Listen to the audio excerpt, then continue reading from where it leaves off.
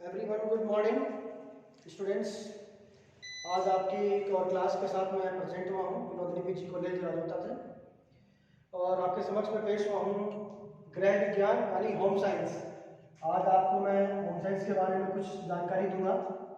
और देखिए, ये इंग्लिश में होम साइंस, हिंदी में गृह विज्ञान विषय कहा जाता है इसको। ये बीए पार्ट फर्स्ट ईयर का है। मैं इसके बारे में कुछ बताना चाहूँगा कि ये बहुत ही बढ़िया सब्जेक्ट है जो बच्चों के लिए और ख़ासतौर से गर्ल्स के लिए बहुत ही बढ़िया सब्जेक्ट माना गया है इसको, क्योंकि इसके अंदर सब कुछ समावेश किया गया है इस सब्जेक्ट के अंदर। जैसे कि मैं जानकारी देना चाहूँगा इसके बारे में कि जो ये होम साइंस है इसके अंदर 2 पेपर होते हैं।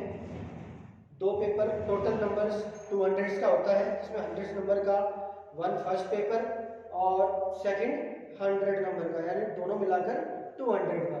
जिसके अंदर जो फर्स्ट पेपर है वो फर्स्ट पेपर के अंदर फैमिली रिसोर्स मैनेजमेंट, ये चीज़ आती है, फैमिली रिसोर्स मैनेजमेंट। ये इसका फर्स्ट पार्ट है, यानी होम साइंस का फर्स्ट पेपर का ये टॉपिक है जिसके अंदर परिवार संसाधन एंड प्रबंधन, इससे संबंधित चीज़ें ही आती हैं जिसके बारे में आपको जानकारी देना चाहूँगा मैं। जैसे इसके अंदर कुछ खास टॉपिक भी आएंगे, उसके बारे में अपन डिस्कस करेंगे। और जैसे मार्क्स है तो इसके अंदर 50% जो मार्क्स है, जो 100 नंबर का जो होता है फर्स्ट पेपर, इसमें 50 मार्क्स का तो फर्स्ट पेपर थ्योरी होता है और 50 का प्रैक्टिकल होता है। जैसे कि मैंने यहाँ शो कर रखा है कि ये 50 मार्क्स का तो थ्योरी होगा और 50 मार्क्स का ये प्रैक्टिकल होगा, दोनों का मिला के 100 नंबर का टोटल ये फर्स्ट पेपर होगा। इसी तरह से सेकंड पेपर है, वो भी 100 का इसी तरह से होगा।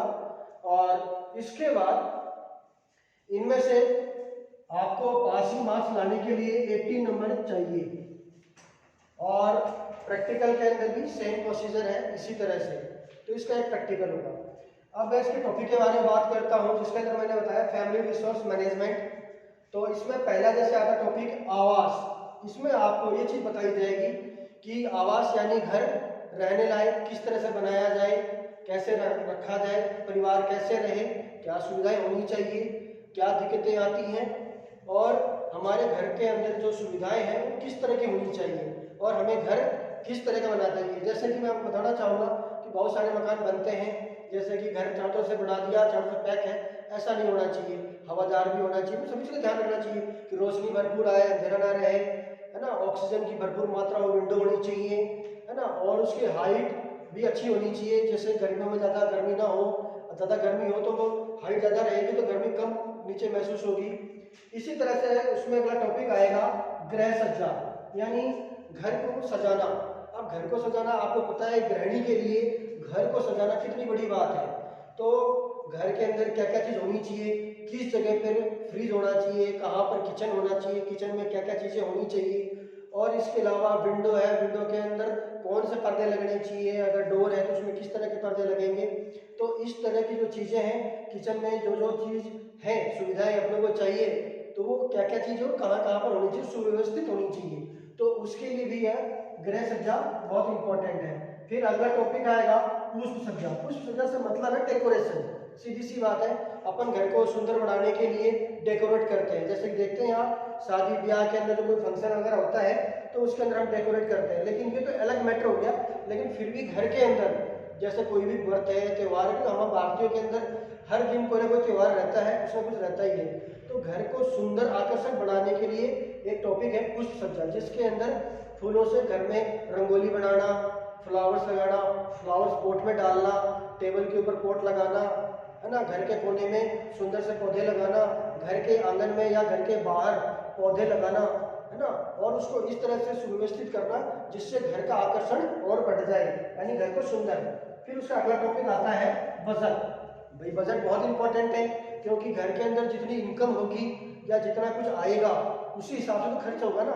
ऐसा थोड़ी हो सकता है कि मेरे पास कुछ भी इनकम नहीं है और मैं खर्च करता जाऊँ, पॉसिबल नहीं है ना।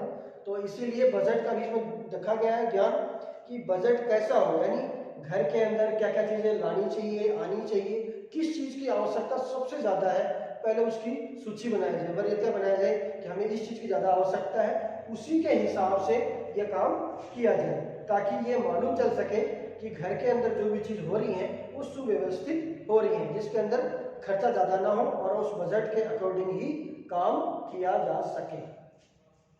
ये आपका टॉपिक क्लियर हो गया।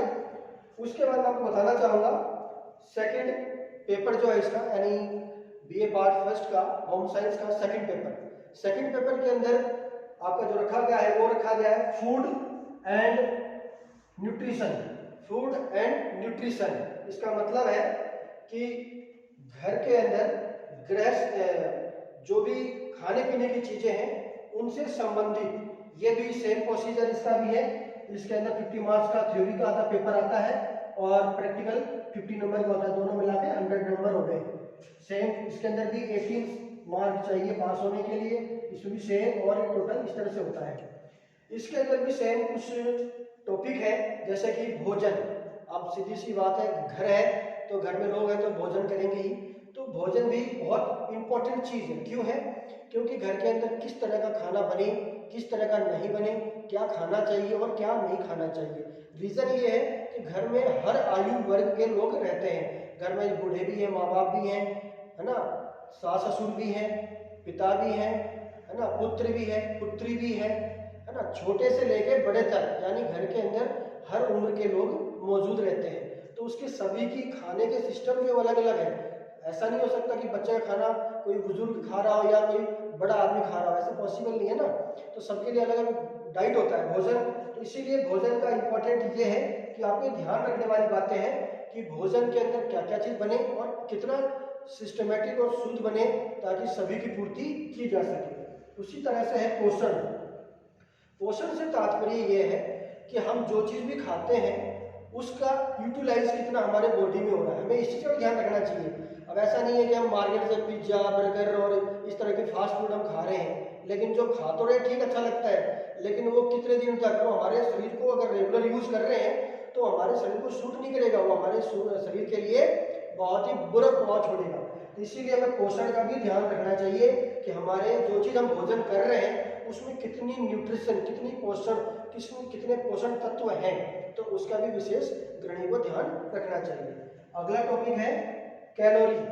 कैलोरी के अंदर सभी आप जानते हैं कि जितने भी हम भोज्य पदार्थ या खाद्य पदार्थ हम खाते हैं सबके अंदर कोई ना कोई विटामिन और कैलोरीज वगैरह होती हैं।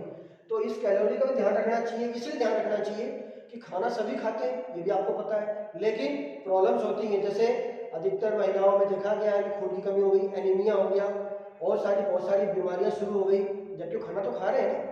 तो इसीलिए वो ये इंपॉर्टेंट है कैलोरी, क्योंकि हर खाने की एक कैलोरी होती है कि भाई ये खाना हमारे स्वास्थ्य के लिए कितना कैलोरी तक खाया जा सकता है, ये इंपॉर्टेंट है। अगर हम ज़्यादा कर रहे हैं या ज़्यादा कैलोरी खा रहे हैं तो भी नुकसान करेगा, और हम आवश्यकता से कम कैलोरी खा रहे हैं तो भी हमारे शरीर को नुकसान होगा। इसीलिए कैलोरी का भी ध्यान रखना चाहिए। उसके बाद आता है विटामिन। विटामिन इसलिए क्योंकि जो चीज़ हमारे शरीर को सबसे ज़्यादा पोषक तत्व देगा वो है विटामिन। तो हमारे शरीर में न्यूट्रिशन बना रहना चाहिए, उसके लिए विटामिन आवश्यकता है। हमारे भोज्य पदार्थ में विटामिन होना अति आवश्यक है। क्यों? क्योंकि हर आयु वर्ग के हैं, बच्चे भी हैं, बूढ़े भी हैं, जवान भी हैं। तो इस तरह से विटामिन भी बहुत इंपॉर्टेंट चीज़ है। फिर मिलते हैं आपसे नेक्स्ट टॉपिक में। Thank you. अगर आपका कोई भी सवाल हो, क्वेश्चंस हो, मुझसे आप व्हाट्सएप पे संपर्क कर सकते हैं। अगर फिर भी समझ में नहीं आता मुझे कॉल भी कर सकते हैं। इसका फीडबैक जरूर दें कि आपको मेरी बातें समझ में आई या नहीं आई। Thank you.